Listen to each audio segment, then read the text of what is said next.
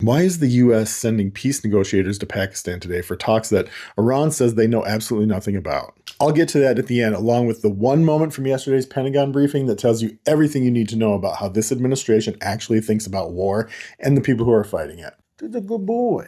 Right now, Jared Kushner and Steve Witkoff are on a plane to Pakistan for a second round of Iranian peace talks. The White House confirmed it.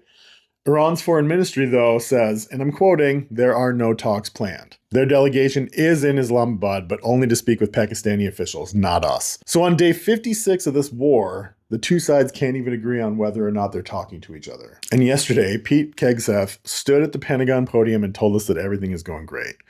He compared this war in a positive light to Korea, Vietnam, Iraq, Afghanistan, but said this one is different, though. Laser focused, decisive, bold, except nobody can tell us what winning looks like.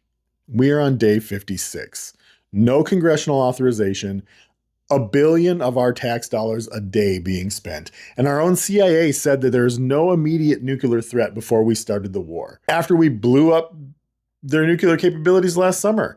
Our own director of national intelligence testified, not that I trust her, under oath that Iran didn't rebuild its nuclear program, and then quietly left that part out when she read it aloud. We went to war to stop a threat our own intelligence said didn't exist. Does that sound familiar from another war, maybe? Then Hegseth told our allies, the ones who refused to join this war, to stop having fancy conferences and get in a boat. We broke their energy supply chain.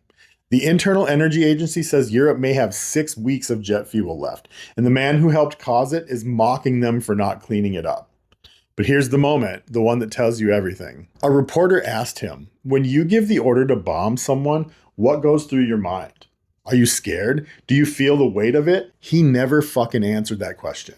He talked about wanting his guys to bring maximum violence to the enemy, but never once acknowledged the human beings on the other side, the civilians, the sailors eating rations on extended deployments because their supply chain in the region is failing. And then someone asked him about the Pope, who called this war unjust. The U.S. Catholic bishops saying that it fails every standard of just war theory. Hegseth's answer? Pope's gonna do his thing. The last time an administration dismissed the Pope on a war was in Iraq.